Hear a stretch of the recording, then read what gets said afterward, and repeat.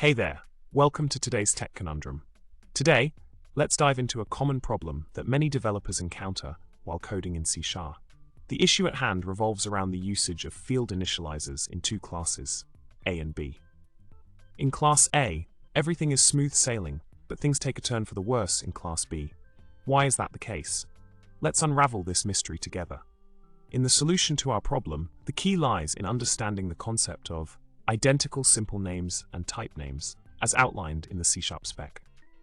Essentially, when a member access like EI occurs, if the meaning of E as a simple name matches its type name, then both meanings of E are permitted. In the case of Class A, controlType.foo successfully looks up controlType as a property with the same type, enabling member lookup of foo seamlessly.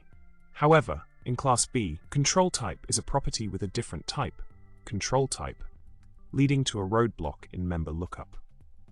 Summing it all up, the difference in the behavior of classes A and B boils down to whether the requirements of the C# spec on identical simple names and type names are met.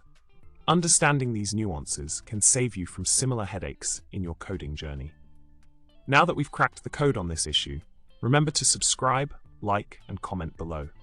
Until next time, happy coding!